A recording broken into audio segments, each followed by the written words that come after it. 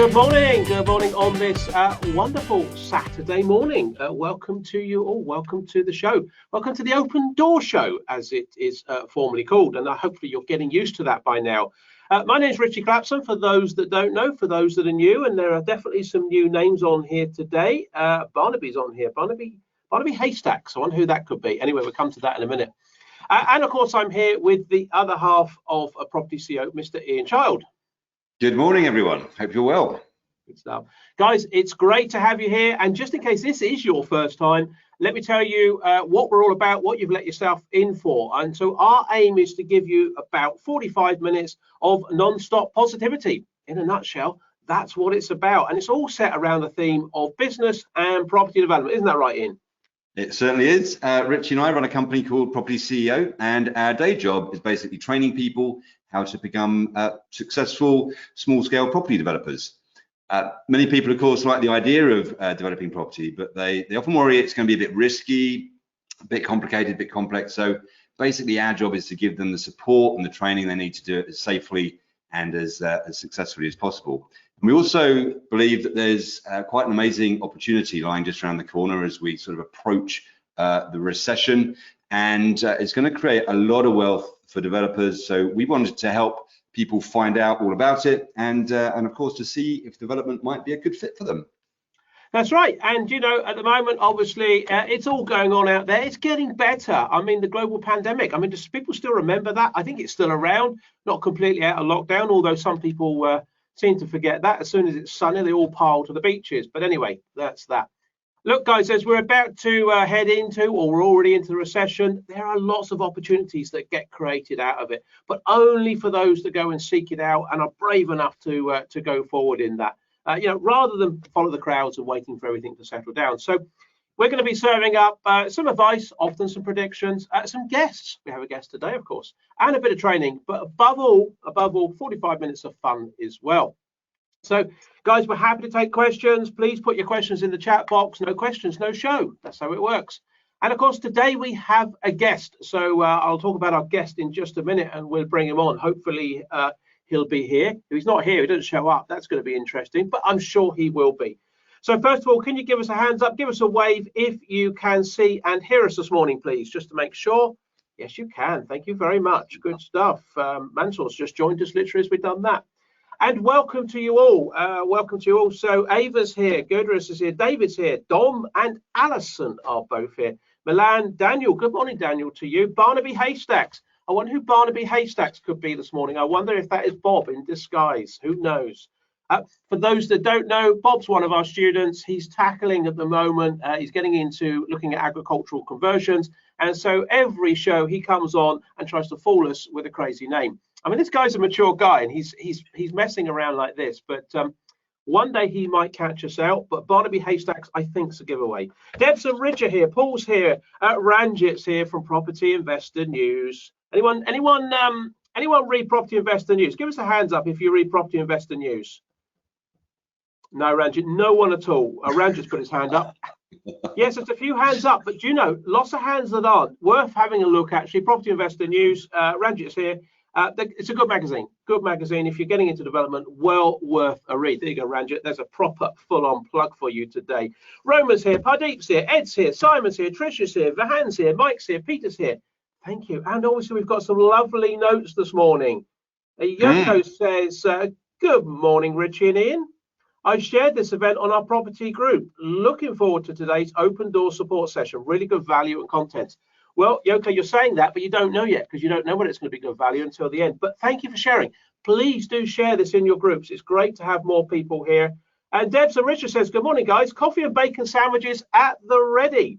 Richard. Yeah, roughly, I think, yeah, just about half our audience are tucking into bacon sandwiches at the moment, which is making me very happy. Apart from us. And Deb says, Richard has a very loud shirt on today, unlike him, so wondering what today will bring, smiley face. Okay, Deb's not that sort of show, family show, so we don't want those sort of comments on here. And morning, Edward. Morning, chap, says Gavin. Morning, Richie. And Ian says Karen. And David says good morning, guys. And Pardeep says good morning. So good morning to you all. And hi, everyone, says Anthony. And Ranjit says, thank you, Rich and Ian, for that. It's a pleasure. We will not be mentioning Property Investor News any more times in this show, I can assure you. There we go. That's all the announcements out the way. That's all the introductions. Now you all feel a bit better.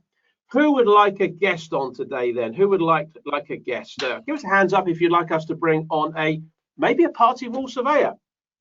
That's lucky. Hands are going up. What a stroke of luck. We've asked you who you'd like on the show. Please do, as we go through today, pop in the chat box. Nadia's just joined. Good morning, Nadia. And me's just joined, and Paul. So, and Yvonne. Hello there, folks. Thanks for joining. Guys, just put in the chat box as we go through what sort of guests you want on the show, okay? And then we'll search far and wide and see who we can bring on. So anything you want, we'll try and bring a guest on. And a while ago, you guys asked us to bring a party wall surveyor on. You said we'd love to know about Party Wall Awards, what they're about. Could you bring on an expert in that field? Someone that can help us, someone that can answer pretty much any question that's thrown at them. Someone that's, you know, personable, someone we can engage with and maybe work with. I mean, we struggled, didn't we? And we didn't know who to find. And anyway, but eventually. Yeah, we just Googled and we came across this fella. So Dill Gurdrell's coming on today. He's from a company called 1996 Party Wall Limited. Who knows what he's going to be like? Now, joking aside, Dill's very, very good. I've seen Dill a lot on a number of networking do's that we're involved in, and Dill's involved in as well. A lot of time for the guy, very engaging, always answers lots of questions. I think he knows his stuff. I'm sure he's probably just Googled it first thing this morning, ready for your questions. But let's see if Dill's available. We can bring him on and get him some questions. So first of all, let's see if he is around. If he's not here, I've just built him up with this fantastic introduction. If he's not here, it's no good. Dill, are you there? Can you hear us? Yes, Richie, I can hear you. Can you hear me? Can you turn your camera on for me? So that's mission one accomplished. Hey, guys, give us a hands up if you can just see Dill and you can hear him, please. Just make sure we've got that technology working. Yes, they can. Dill, how do you like your introduction? Very, very good. Thank you very much. And I did just Google something this morning, but it wasn't to do with the Party Wall Act. So thank you for that. So guys, it was actually how to replace my green screen, but I couldn't work it out on GoToWebinar. It looks marvelously green, Dill. Perfect shade. Yeah, we like it as it is. Ranjit says, good morning, Dill. Do you want to say good morning to Ranjit? Just get those things out of the way. So Ranjit's nickname is the Maharaja. So good morning to the Maharaja. I didn't know that. There you go. Learn something new every day. Do you want to mention where Ranjit's from, what he's to do with? Because he likes us to mention that magazine. Do you know where he's from, Dill? I think he's something to do with Property Investor News. There we go. We mentioned it one more time. That's your lot, Ranjit. You're not getting any more out of us today. Great stuff. Great stuff. Okay. So, Dill, can you first of all just tell us a bit about who you are and, of course, what you do? Right, Richie, first of all, thank you for having me on your show. It's really good to see the A-team in action again, and my weekends always start with you guys.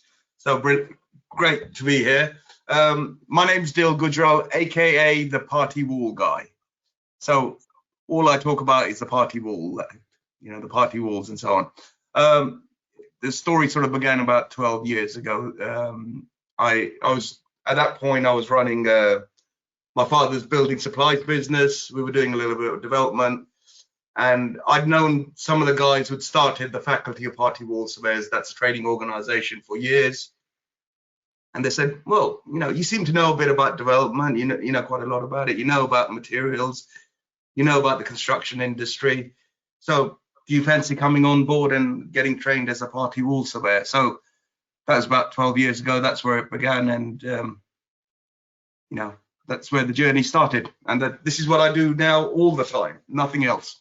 Great stuff. I tell you, we've got one disappointed customer already, Dill, and this is unfortunate because Debs and Richard have said, Richard was the one with the loud shirt on. She said, Richard's just realised this was about party walls and not a party, hence the loud shirt. Well, maybe next time when you guys bring me on, I'll bring on put on a loud shirt. I was thinking about it from, is it Sam, your lawyer chap who was on a few weeks ago, a couple of weeks ago? Paul Sams. Oh, yeah. Yeah, Paul. So, that was very loud. Yeah, I couldn't quite beat him, but I was going to have a go, but maybe next time, guys. Good stuff. Excellent. Good stuff. So, Dill, maybe let's kick off then with telling people exactly what is a party wall, and perhaps a little bit about why they might be quite contentious. Yeah, so the party wall, a party wall is a wall that stands on a site on land of two owners. So basically, everybody thinks of, if you're in a terrace house or a semi-detached, the wall in between is a party wall. Now, this goes to the Property Act 1925, where the default boundary of any housing, terrace or semi, is in the middle of that wall. But the party wall story actually started back in when Great Fire of London happened, and because all the houses were built so that the joists ran left to right, it meant that the fire transmitted and started in Pudding Lane. It spread all over London, so that's where they started bringing building codes, and that's the first sort of indications of the Party Wall Act. So it goes back quite a while. The current iteration of it is 1st of July 1997. It's under the Party Wall, etc. Act 1996. Now, just going to go into a little bit of detail here. The etc. means it's other issues as well. So it also includes excavations and various other things to do with development and construction. Hopefully that's not too erroneous. Brilliant, good stuff. And a few latecomers in. So Daniel's in, Raj is in, Sarah in, Dominic. This is another Dominic, by the way, so don't think this is the original Dominic. And Stephen's just joined us, and Prabhucha's just joined us. So hello there, PK, I think it is. I think that's the PK I know. So welcome to you. First question then, Dill. Are you ready?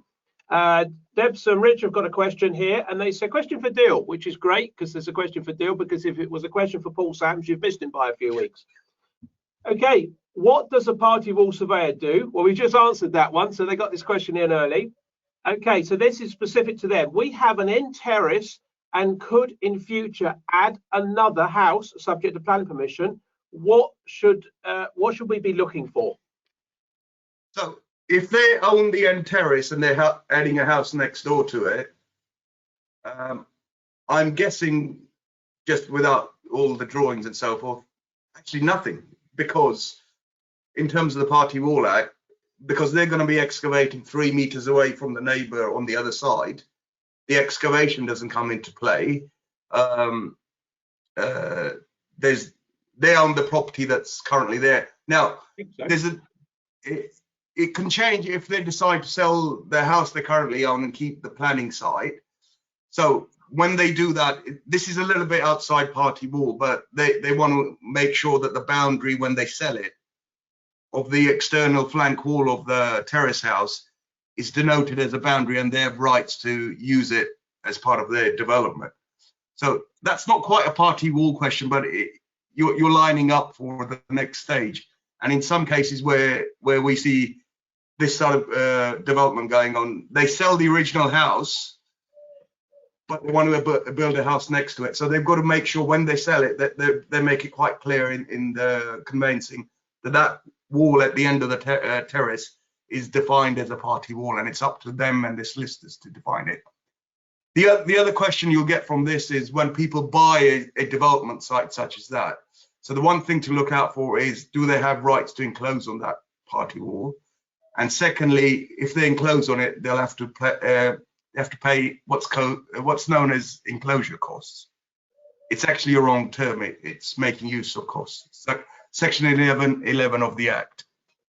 So this is all to do with the timing for Debs and Richard. If they actually own the property and they want to develop the new property out, if they own both of them, that's not such an issue. But it's if they sell the land off. So that's interesting. That's interesting. Debs and Richard said, does it need special foundations? I'm not sure that's a party wall issue there, but no, it shouldn't need any special foundation, Debs. The only thing you've got to be thinking of there, just from a structural point of view, and then Dill can add anything from this from party wall, is are the existing foundations able to take some additional load that you may be putting to it? Dill, any comments on that from party wall point of view? Special foundations is a very interesting, and it's quite a contentious subject. Special foundations are defined under the Act as foundations that need rods and steel assembly, something like that. So that's basically where you reinforce your foundations. Now, generally speaking, on most standard builds, they're not really applicable. You get into the realms of special foundation when you do basements. And I know you're the expert on this, Richie, in terms of engineering and so forth. So especially when you construct a normal foundation with mass concrete, you don't need to get involved with special foundations. Now, where you're constructing a basement, you try and create a special foundation because it means you can have a thinner foundation, therefore give more ground floor space to your basement, and also the load bearing capacity is higher. But special foundation is a remnant that's left over from the old 1939 London Building Act, and it's sort of come in because when John Lytton, the Earl of Lytton, bought over the Party Wall Act, they sort of borrowed that act and brought it straight over, and that's one of the remnants that's left over. So when people talk about special foundations, normal construction don't get involved with unless you're going into things like basements and so forth. If I had £1 for every time you said special foundations, then I'd have £12.75. I wish I had £1 for every time I said special foundations. Sorry, going back on, that's one of the errors people make when they serve notices. Don't talk, unless you're going to do special foundations, don't talk about them. Great stuff. Debs and Richard said, great answer, Dill. Thank you. Ian, let's go for another question. Yeah, I just wanted to ask about excavations, because I think lots of people think of party walls as being a wall in common. Like you said, if you've got a semi-detached or terraced house, then you share a wall. But you mentioned excavations, and of course, as developers, we often take on sites that where we do need to do excavating next to a property. How does the Party Wall Act come into play there?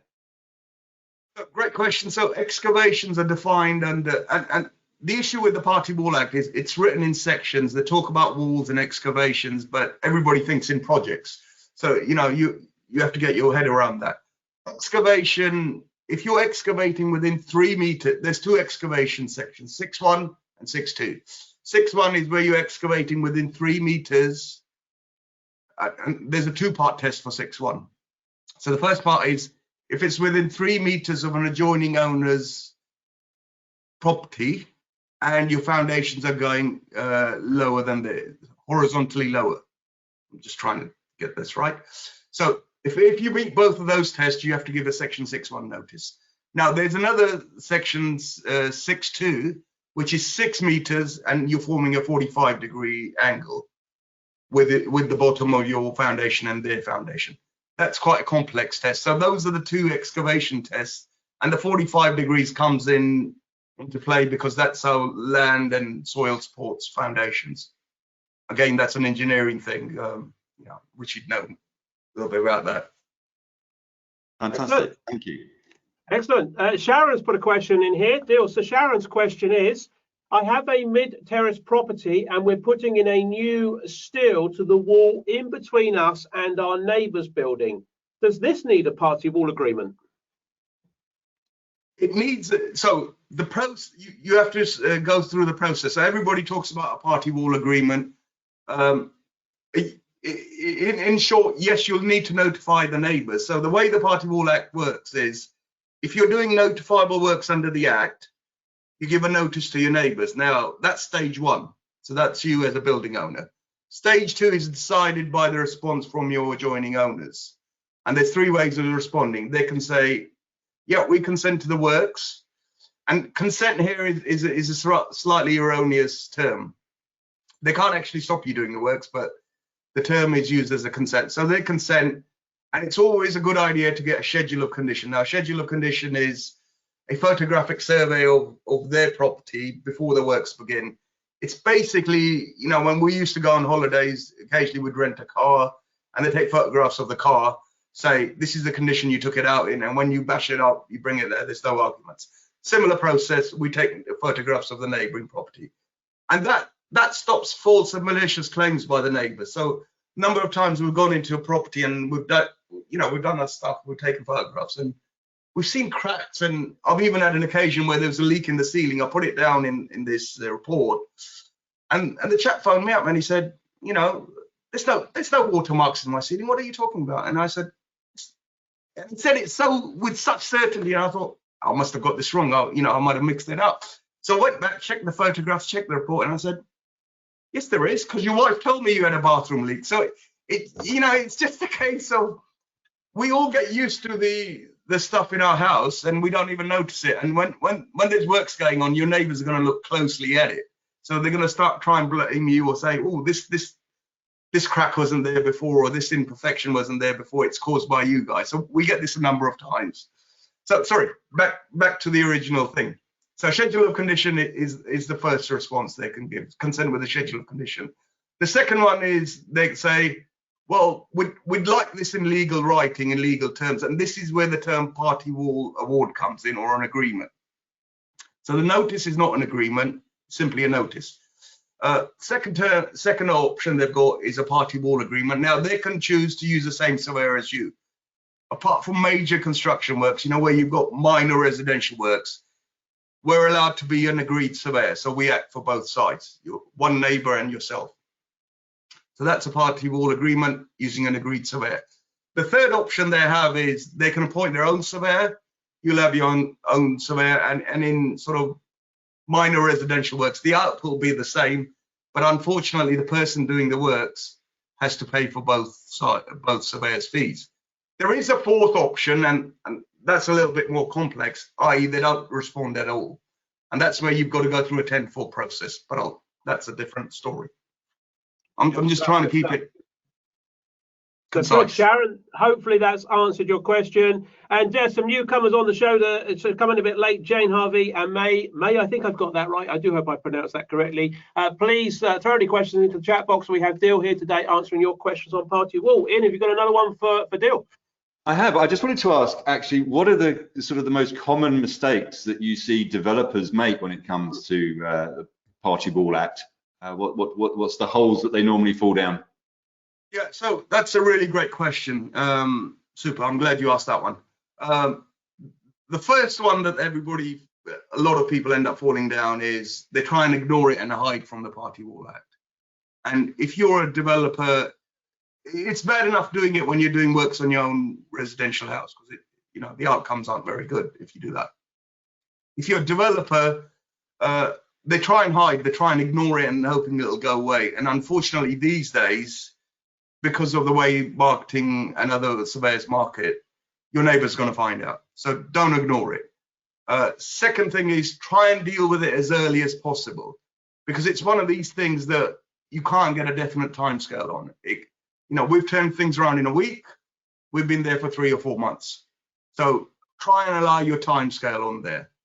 The worst mistake you want to do is ignore it, start your development, and have to pause while this stuff gets sorted out. And one of the other major problems that people create for themselves is they issue a party wall notice, which they usually download from the internet, trying to save a few quid, and then they think, well, the neighbour's not responding, we can start works. That's totally wrong. What they have to do and what they should do is go through something called a 10-4 process. And this is where if you don't get a response to your original notices, you send a reminder letter and then you appoint a surveyor on their behalf. And this closes the door for your neighbours appointing their own surveyor in the middle of your works. So, those are the most common mistakes, but please don't ignore it. Good stuff. Fantastic. Thank you. Vihan's asked a question. Vihan says, good morning, Dil. Like the answer so far. Do we get a certificate to show our builder when the agreement is reached, or what? What do they get? Great question. So what you actually get is either if they've consented with a schedule of conditions, so you'll get a report saying this is the pre-start condition, or you'll end up getting what's called an award. An award is a party wall agreement which sets out rights and responsibilities, and also all the additional documents such as drawings and plans and method statements. Now, sorry, did you say the chap asking the question is a builder? No, he said, what do I get to show my builder? Is it do we get a certificate to show his builder? He wants to know, presumably, what he can give his builder. Right. So if they're going down the path of having a party wall award or a party wall agreement, as everybody calls it, they should actually, it'll be a document usually between 10 to 36 pages, something like that. They should share that, read it, and go through with their builders, because there'll be a lot of method statements and terms on how to do works. So the usual one is, if you're doing works on the party wall, don't use jackhammers, use hand power tools or rotary tools. That's to stop damage happening next door. And number of times that the builders ignore this, I wish I had £1 for every time they ignore it.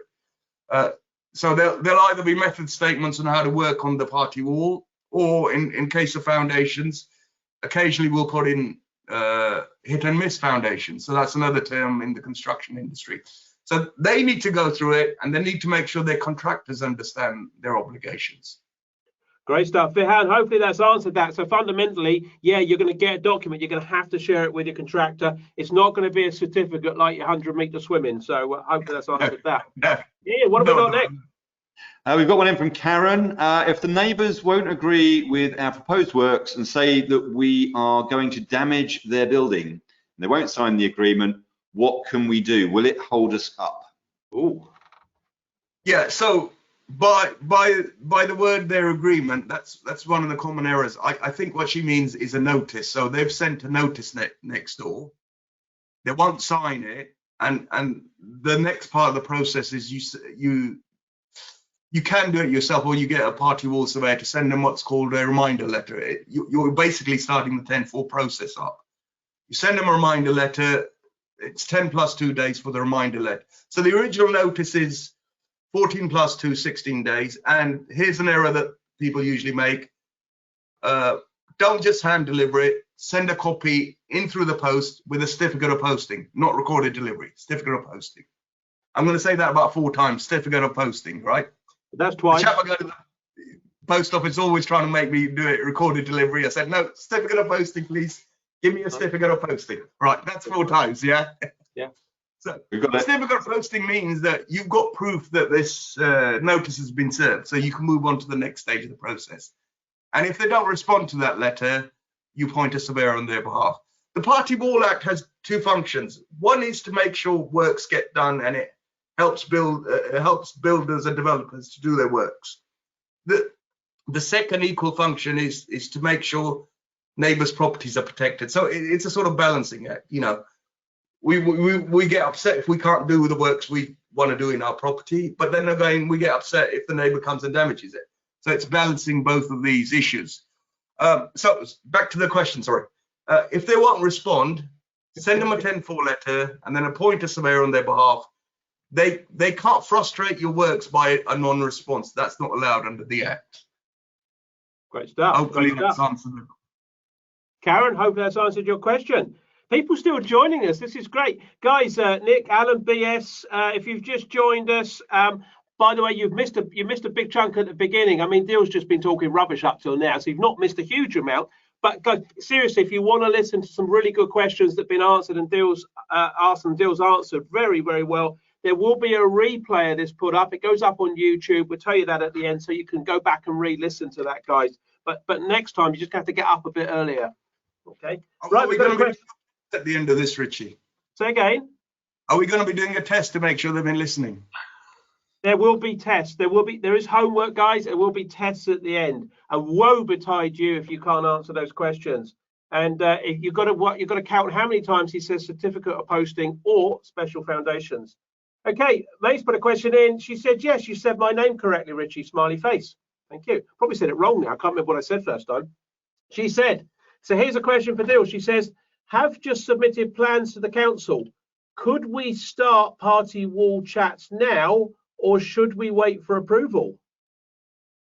Yes, that seems to be my favourite bugbear at the moment. Right, so if you're submitting plans under PD, so this is sort of stuff for loft conversion, rear extensions in residential settings, and you can get other PD stuff when you're doing bigger developments. Ideally, you want to start the party wall process about a week or two before you put your plans in, if they're going under PD.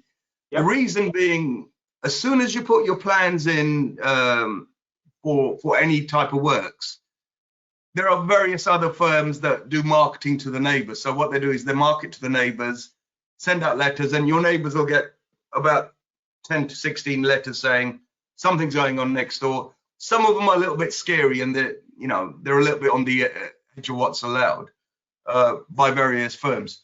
So the minute you put your application in, your neighbors are getting these letters. What you ideally want to do, and this is something I've been working on, and it's just because we look at this process so often, you want to actually put your notices in just before you put your application. If the application is under PD, then you draft these notices, serve them to your neighbors, try and have a chat with them, and that means you're first in their door, and they then realize you're not trying to hide anything, you're not trying to escape your responsibilities under the Party Wall Act. So it just helps to move that process in your favor. You're trying to gives you a slightly better result. What we find is people ignore it, and then the neighbor, even when neighbors have good relationship with the guys next door, and they've often said, yeah, it's okay, they'll consent, they're good guys, we know them. And what's happened next door is they've got these letters, some of them filled in these forms and said, and the other surveyor becomes appointed, and once appointed, you can't unappoint him. So their neighbors have accidentally appointed a surveyor, and it means extra costs. So definitely the time to start the process is before you put your planning in. Now, legally, you're entitled to start the process as soon as you've exchanged on a property, because you become an owner. So you could start it at the point of exchange, and then under excavation. Now, that's the section that requires some sort of drawings. The other sections don't require drawings to be submitted. Brilliant, mate. Hope that's answered your question. Alan, who joined late, who I told off for joining late, he says, sorry I'm late, better late than never though. Absolutely, the second half of the show is always better. We get warmed up by then. Ian, let's have another question. Have you got one lined up there? I've got one in from Tim, who says, I think he's angling for a job. He says, do party wall surveyors have to be qualified, or can anyone do it? He goes on to say, my architect says he can sort it for me. Yeah, great question. So you might get a slightly biased answer, Tim, to be fair, but go for it. You might get a slightly biased answer, Tim, but go for it. No biased answer. So when they enacted this act, they didn't put in a requirement for who can be a party wall surveyor. So the only two people in the world that can't be a party wall surveyor are the two owners of the property, so the building owner and the joining owner. Now, so anybody can be a party wall surveyor, and that's half the problem we have with this industry. The architect can do it, but I get a number of calls where architects, it depends how often they do this stuff. If they do it on a regular basis, that should be okay. Now, we get a lot of you get three camps of architects. So the ones that do it and know what they're doing, they're usually okay, unless, it's better to have someone doing it all the time, obviously, but they're usually okay. I'm not going to be biased on that. Then you get the guys on the other end who just put it in the notes, ignore it, and hope it'll go away. And the guys in the middle are trying to do the right thing in terms of architects. They draft the notices, give it to the owners, and say, here you go, we've done the notices, serve these, and that's it. They actually end up creating the most problems, because they should say to the building owner, it's your responsibility, you need to look at this. Either do it properly or don't do it at all. And the architects that give them a notice and say, here you go, off you go, they're the ones that end up inadvertently causing the building owners the most problem. So if your architect there are a lot of architects that do party wall surveying. If they can do it, that's fine. If they can't, just watch out for that. I mean, they're not going to be as pleasant as Deal, are they? So you're going to have to work with Deal. Come on, Tim, not your architect. Tim, hope that's answered your question. Raj says, thanks, Deal. That answers my question on dealing with neighbours. Raj put a question. You've already answered that one, but he put another question in. If I can just scoot back up here. Raj says, hello, A-team and dear Deal. So, Deal, you could make it into the A-team if you get a chance, okay? This this family of ours out there, all you guys out there, I mean, you know, they're CEOs. We call them our CEOs because that's what they're going to be. They're going to be property CEOs, and they're very loyal to us, Dill. You see, so you know, you've got to get into the A team, but I think you're getting there. Although they don't share their bacon sandwiches, I have to say. So we're still hungry. Question for Dill: if you purchased a derelict mid-terrace property with no roof, no walls, as it is a burned property, would you as the buyer be liable for the damage through weather, etc., to the neighbour's walls? And how would you protect yourself from paying compensation? Wow, that's an interesting one. So yeah, that is a super interesting one. So the Party Wall Act is limited in what it does. So it's not a mechanism for handling everything. Yeah. Now, where you're putting repairs in, and occasionally when you have to do repairs, you do have to cut into the party wall. So you're probably going to have to give them notices. And we've got a project going on where they're taking away existing joists that are in the party wall. And because they're not sure what they're going to do, they've issued a notice in terms of that. So if you, and this is probably a general construction question. If you bought a mid-terrace house that's been burnt out, one of the first things you should probably do is put a scaffolding and tin hat on it and make sure the structure's safe. Because, you know, not only as party wall, but in other terms, you're actually responsible for that structure the minute you buy it. And you've got to ensure that you're protecting the neighbour's property. So that's a non-party wall question, if you like. But as anybody in the construction industry, you want to make sure that you're protecting your property. So ideally, you want to put a tin hat. You don't want water soaking in. It doesn't do it any good. And when you're doing general construction, letting water in means that you have to spend more time waiting for it to dry out. So it's probably more of a general question in terms of protect the neighbour's property anyway. Brilliant. Raj, hope that's answered your question. What have we got, Ian? I got one in from Claire, who's talking about flats. So does the award just apply to party walls? What if I have a flat? Do I have to agree with my neighbours below? Yeah, that's a super good question, and we get this a lot of the time. And the thinking on this has changed over the last 12 years I've been involved in the Party Wall Act. So I'm going to try and create some. So if you've got a flat there and you've got a flat underneath, let's pretend you're doing a loft conversion. If you're not touching if you're not touching into the structure of the building or the flat below, you don't have to give the guys below a notice. Now, the other thing to watch out for, and this is quite a common misconception with flats, they believe that the building they're in, they have to give a freeholder the notice. So you don't have to give the freeholder a party wall notice. You should take care of three things with the freeholder, though. Make sure you've got freeholder's consent. Make sure they give you consent to put scaffolding up. And within those two, within the freeholder's consent, include the party wall consent. So those are the three things when you're doing anything in flats that you take care of when you own building.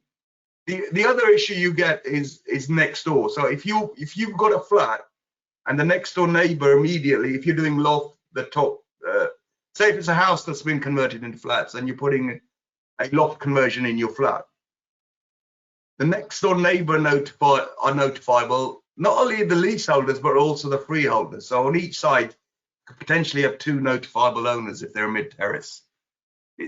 Hopefully that's answered the question and I haven't waffled around. No, great answer. Thank you, Dill. Claire, hope that's okay. Dill, May says, thank you for her answer just now. Raj says, yes, thanks, Dill. A true expert in this subject. That's a compliment, isn't it? Yeah, I'm trying to find out where he is, but no, thank you for that. Who knows? Okay, Bob's put a question in. A quick one here, I think. Let's try and squeeze a few more in before we run out of time. Bob's question is, for detached houses, what's the minimum distance?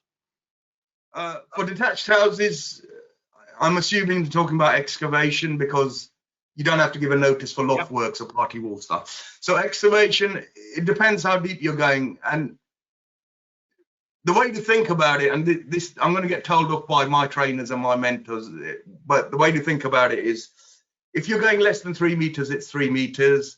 And if you're going more than 3 meters, it'll be the 6 properties within 6 meters of your excavation. Excellent. Sorry, exactly.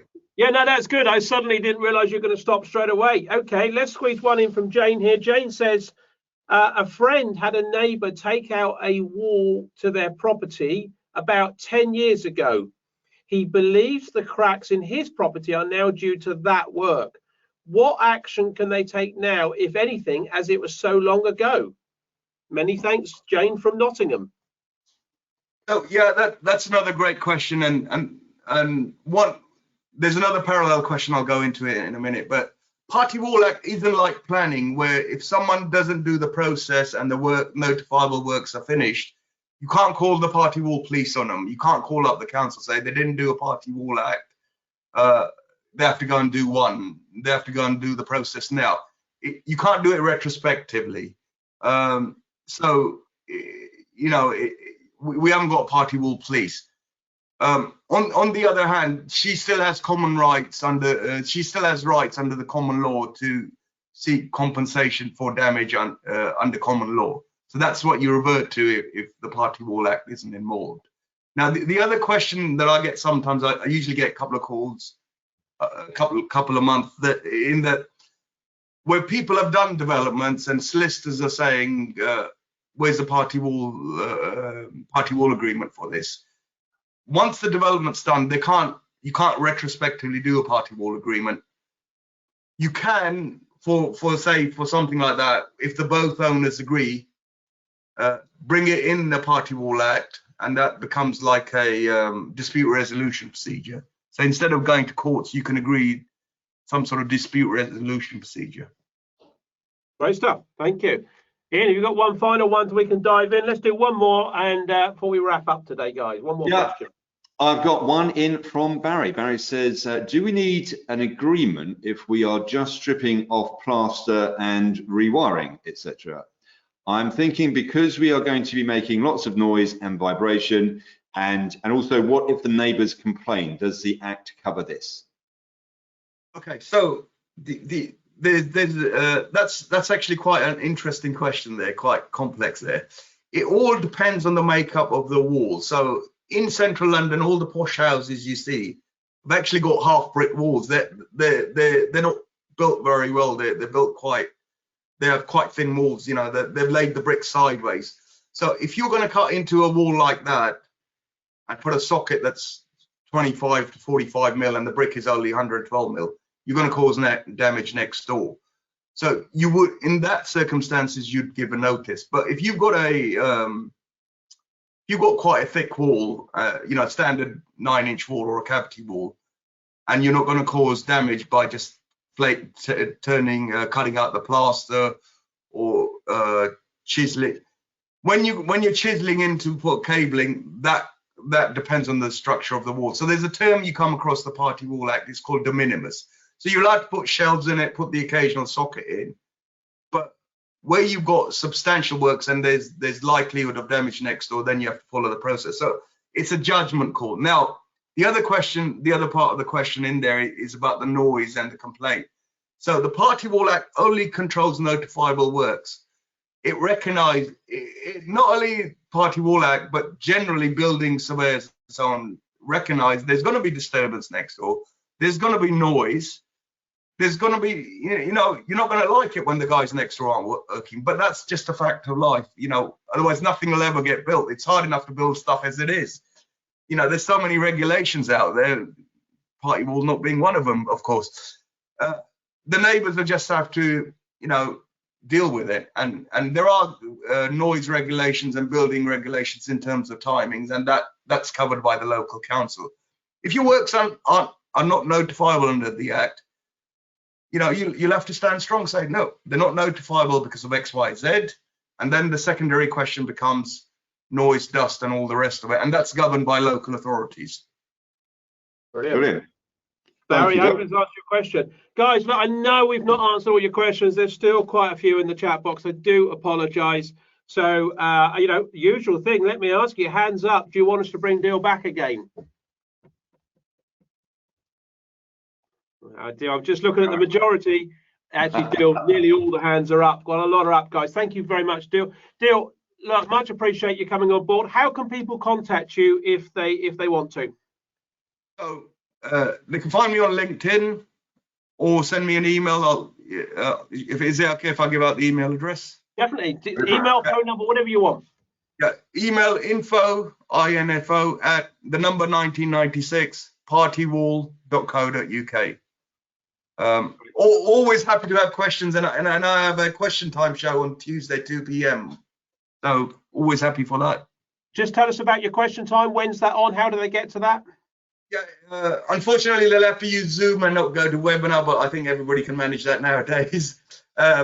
Yeah, it's Tuesday 2 p.m. Every Tuesday 2 p.m. we have a question time show. Only about half an hour. We try and go through all the party wall questions. Great stuff. So, and I have a YouTube channel that I've just started up, but I'm putting content on there as we go along. Great stuff. Great stuff. Deal, thank you very much. We're going to put Deal's details in the show notes on YouTube channel, so you can pick them up from there. Deal, will you come back again another time? It'll be a pleasure. I mean, I love being with the A team, and this is with my heart, so it's always a pleasure to be with you, Richie and Ian.